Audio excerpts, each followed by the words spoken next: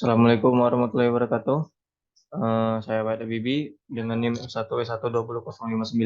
Sini saya ingin menjelaskan sedikit tentang perkembangan kegiatan operasional supply chain management pada PT Nestle Indonesia. Sebagai tugas ujian akhir semester saya pada mata kuliah supply chain management. Kita masuk yang pertama. PT Nestle ini merupakan perusahaan asal luar negeri. Pendiri PT Nestle merupakan ahli farmasi yang bernama Henry Nestle yang berfokus pada produksi susu formal.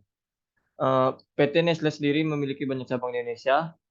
Nestle salib Unilever dan Coca-Cola karena mengalami kenaikan penjualan di tengah kuatnya permintaan produk kopi di tengah work from home atau WFH.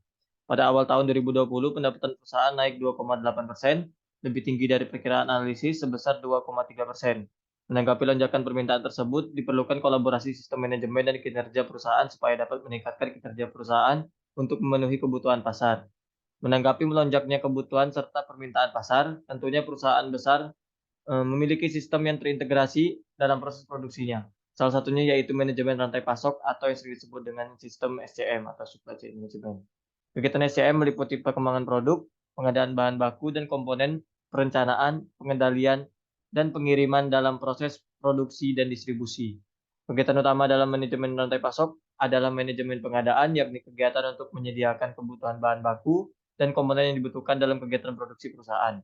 Biasanya setiap sistem enterprise memiliki menawarkan modul yang berbeda satu di antara yang lainnya. Namun dari sekian banyak modul canggih yang ditawarkan oleh vendor, aplikasi ERP biasanya terdapat modul dasar yang pasti dimiliki setiap aplikasi ERP canggih. Di antaranya accounting management, inventory management, purchasing management, manufacturing management, human resource, sales, CRM, SCM, warehouse management, dan juga project management. Oke, kita masuk ke pembahasan. Yang pertama yaitu sistem ERP atau Enterprise Resource Planning pada PT Nestle. Yang kedua GLOBE atau Global Business Excellence. Yang ketiga kegiatan supply chain management pada PT Nestle. Dan yang keempat strategi supply chain management pada PT Nestle. Yang pertama yaitu sistem ERP, Enterprise Resource Planning pada PT Nestle.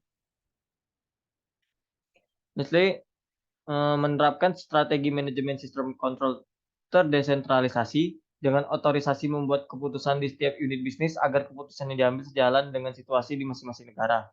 Koordinasikan semua unit saat itu dia melakukan bisnis di seluruh dunia. Peran sistem teknis diperlukan informasi yang dapat mengkoordinasikan semua kegiatan bisnis untuk keunggulan kompetitif. Sebelumnya Nestle mengimplementasikan corporate internet perusahaan pada tahun 1997 untuk mendukung 5 kegiatan bisnisnya, yaitu purchasing, marketing, bisnis, intelligence, teknologi, dan manajemen sumber daya manusia.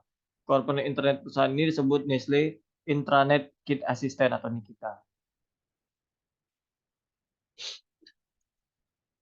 Yang kedua yaitu GLOBE atau Global Business Excellence. Nestle meluncurkan proyek GLOBE yang merupakan proyek terbesar Nestle selama 135 tahun berdirinya perusahaan ini. Tujuan dari proyek GLOBE adalah meningkatkan kinerja dan efisiensi bisnis Nestle di seluruh dunia. Program GLOBE menghilangkan kompleksitas yang tidak perlu dalam sebuah proses dan menjadikan Nestle sebagai perusahaan yang saling berketerkaitan. Proyek GLOBE ini merupakan sistem ERP yang menggunakan software SAP atau System Application and Product in Data Processing. Implementasi sistem ERP termasuk Workplace, SAP, R3, BW, APO, CRM, EBP, dan Knowledge Warehouse. Proyek ini terbagi menjadi 4 kegiatan pokok, yaitu Business Excellence, Data Standard, dan Data. Yang ketiga itu kegiatan Supply Management pada PT Nestle. Rantai pasok Nestle memastikan bahwa Nestle produk dapat diakses dimanapun konsumen di suatu negara. Nestle bertujuan untuk mengumpulkan proses dari peternakan ke pasar dan pastikan produk yang didistribusikan kepada konsumen pada waktu yang tepat, biaya yang tepat, dan dalam jumlah yang akurat. Adapun peran penting dalam rantai pasok Nestle sebagai berikut. Yang pertama, optimalkan dan integrasikan sumber daya dan proses untuk mencapai biaya rendah dan efisiensi tinggi. Yang kedua, mengembangkan dan mengelola jaringan pasokan yang sederhana dan efektif untuk mencapai tingkat layanan yang tinggi. Yang ketiga, ciptakan budaya perbaikan terus-menerus yang didorong oleh pengukuran kinerja dan penghargaan. Yang terakhir yaitu strategi supply chain management. SCM berperan untuk mengoptimalkan pasokan produk-produk Nestlé supaya dapat diakses oleh siapapun. Proses produksi PT Nestlé diawali dengan proses dari peternakan, produksi, distribusi, hingga ke pasar.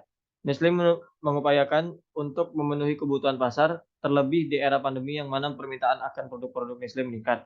Beberapa fungsi SCM pada PT Nestlé yaitu mengoptimalkan sumber daya dengan biaya rendah namun tetap efisien, kemudian mengembangkan jaringan, mengelola jaringan secara efektif, dan terus memperbaiki kinerja perusahaan.